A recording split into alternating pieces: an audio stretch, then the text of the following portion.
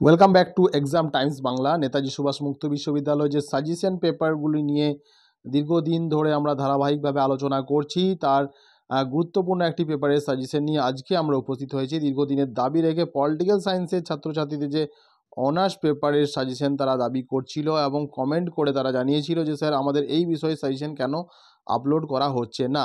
ওকে, চলো তোমাদের তাহলে কথা মাথায় রেখেই আজকের মূল আলোচনার বিষয় এখানে দেখে নাও। পলিটিক্যাল সায়েন্স 09 অর্থাৎ CCPS 09 honours paper second year তথা দ্বিতীয় বর্ষের ছাত্রছাত্রীদের জন্য একটি গুরুত্বপূর্ণ অনার্স পেপার, যে অনার্স পেপার থেকে তাদের বা এই একটা ভালো নাম্বার বা স্কোর করার একটা সুযোগ থাকে, সেই রকম একটা স্পেশাল বা গুরুত্বপূর্ণ সাজেশন নিয়েই আমরা আলোচনা করতে যাচ্ছি। প্রথম প্রশ্ন, জননীতির বৈশিষ্ট্য আলোচনা করো এবং জননীতির উপাদানগুলি আলোচনা করো। ওকে, অথবা প্রশ্নতে ঘুরিয়ে একটু দিয়ে দেয়, যদি জননীতির গুরুত্ব সম্পর্কে আলোচনা করো অথবা জননীতির তাৎপর্য, একটু তাৎপর্য গুরুত্ব এর ফলাফল এই সমস্ত কিছু বললেই কিন্তু একইভাবেই এই দ্বিতীয় নাম্বার যে প্রশ্নটিকে আমরা মার্ক করলাম, কোশ্চেনটা ঘুরিয়ে দিলেও তোমাদের এভাবে। তাই কোশ্চেনগুলিকে কেউ স্কিপ করে চলে যাবে না, কারণ আমি এখানে যেমন তোমাদের গুরুত্বপূর্ণ স্টার কোশ্চেনগুলিকে নিয়ে মার্ক করে দেব এবং একইভাবেই কোশ্চেনগুলি যদি একটু ঘুরিয়ে দেয় তো কেমনভাবে হতে পারে সেটাও বলে দেবো। কেমন, এখানে দেখো বলছে প্রক্রিয়াগত মডেল আলোচনা করো। প্রশ্ন আসতে পারে প্রক্রিয়াগত মডেল আলোচনা করো, আবার প্রক্রিয়াগত মডেলের বৈশিষ্ট্য আলোচনা করো, বা প্রক্রিয়াগত মডেলের যে মডেলকে তুমি কীভাবে ব্যাখ্যা করবে। তো মেন কিওয়ার্ড প্রক্রিয়াগত মডেল। ওকে, নেক্সট কোয়েশ্চেন হচ্ছে প্রশাসনিক বিকেন্দ্রীকরণ কাকে বলে। প্রশাসনিক বিকেন্দ্রীকরণ নীতি সংজ্ঞা দাও। প্রশাসনিক বিকেন্দ্রীকরণের সুফল ও কুফল আলোচনা করো অথবা ফলাফল আলোচনা করো।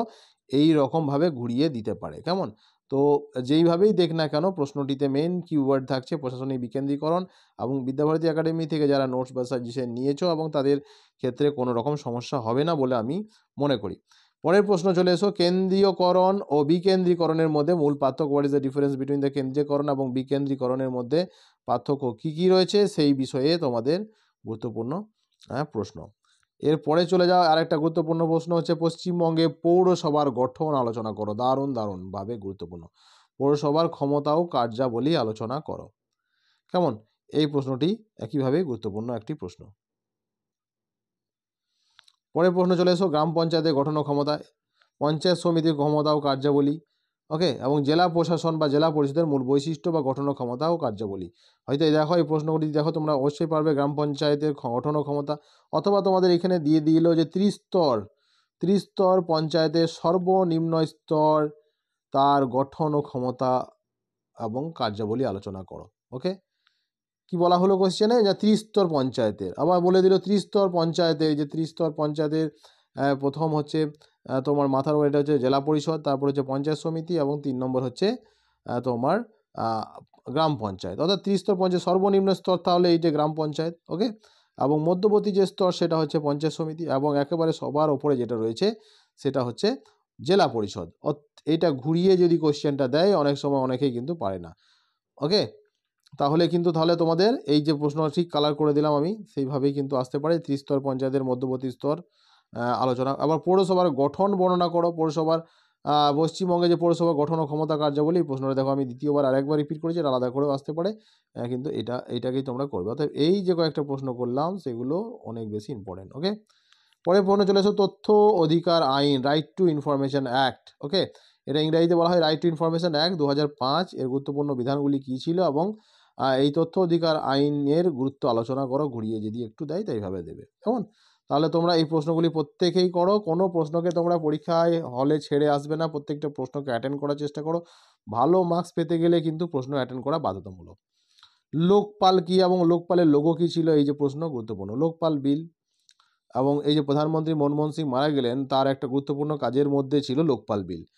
কেমন, এই লোকপাল বিল কেন গুরুত্বপূর্ণ তোমরা পড়লেই বুঝতে পারবে। এই প্রশ্নটি দারুণভাবে গুরুত্বপূর্ণ। লোকপালের সমালোচনা প্রসঙ্গে আলোচনা করো। লোকায়ুক্ত লোকপালের মধ্যে পার্থক্য কী, ইম্পর্টেন্ট। সিটিজেন চার্টারের অর্থ কী, সিটিজেন চার্টারের বৈশিষ্ট্যগুলি লেখো এবং সিটিজেন চার্টারের উপাদানগুলিকে লেখো, অথবা সিটিজেন চার্টারের গুরুত্ব লেখো। কেমন, এই যেমনভাবেই দেখ না কেন এই প্রশ্নটিকে তোমাদের গুরুত্বপূর্ণ। একটু ঘুরিয়ে দিলেও মোট কথা হচ্ছে সিটিজেন চার্টারের বিভিন্ন পয়েন্টগুলিকে ভাগ করে করে তোমার করানো হয়েছে। আমাদের যারা নোটস নিয়েছো তারা জানো, সেটা বারবার বলবো না। ভারতের সিটিজেন চার্টার প্রসঙ্গে আলোচনা করা এবং সিটিজেন চার্টারের দ্বিতীয় এবং তৃতীয় এআরসি সুপারিশ কী ছিল।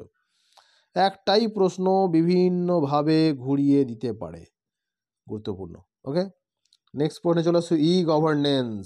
ই গভর্নেন্সের প্রয়োজনীয়তা সুবিধা লেখো এবং টিকা লেখো। ই গভর্নেন্সের প্রকারভেদ। এখন যে সরকার চলছে তার তো সমস্ত ই গভর্নেন্স, সমস্ত জিআরপিআইএস এর মাধ্যমে পেমেন্ট, ই ডিস্ট্রিক্ট থেকে আরম্ভ করে সমস্ত কিন্তু ই গভর্নেন্স, আর এবং ই গভর্নেন্সের একটা গুরুত্ব তো রয়েছেই। তাই ই গভর্নেন্সের বৈশিষ্ট্য এবং গুরুত্ব, টিকা, সুবিধা, অসুবিধা, এর প্রয়োজনীয়তা, এই বিভিন্নভাবে কোয়েশ্চেন আসতে পারে।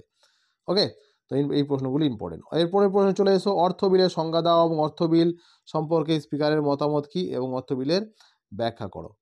রাষ্ট্রবিজ্ঞানের ছাত্রছাত্রী হিসাবে এই অর্থ বিল সম্বন্ধে তোমার পড়তেই হবে এবং এগুলো জানাও দরকার একজন সাধারণ মানুষের, একজন সচেতন নাগরিক হিসাবে। কেমন? ভারতের কেন্দ্রীয় সরকারের ব্যয় পদ্ধতি সম্পর্কে আলোচনা করো। বাজেটের প্রকারভেদ আলোচনা করো। বাজেটের পূর্বাভাস ও পরিকল্পনা কী, হ্যাঁ, নেগোসিয়েটেড বাজেটিং কী, এই সমস্ত প্রশ্নগুলি কিন্তু দারুণ ইম্পর্টেন্ট। সরকারের আয় ব্যয়ের প্রকৃতি অনুযায়ী বাজেটকে দুই ভাগে ভাগ করা যায়। কেমন? এবং সেই বাজেটে যে প্রকারভেদ কে তোমাদের ইম্পর্টেন্ট প্রশ্ন হিসাবে পড়তেই হবে। ওকে, তো চলো চলে যাই পরের প্রশ্নে। কিভাবে নেগোসিয়েটেড বাজেট কাজ করে। ওকে, জননীতি প্রণয়ন, বাস্তবায়ন এবং মূল্যায়ন সম্পর্কে আলোচনা করো। গুরুত্বপূর্ণ, গুরুত্বপূর্ণ, গুরুত্বপূর্ণ, খুব গুরুত্বপূর্ণ। ওকে, এরপরে চলে এসো কেন দেশের ব্যবসায়িক নীতি প্রয়োজন। ভারতে ব্যবসার ওপর সরকারি নীতির প্রভাব কি ছিল, ইম্পর্টেন্ট প্রশ্ন।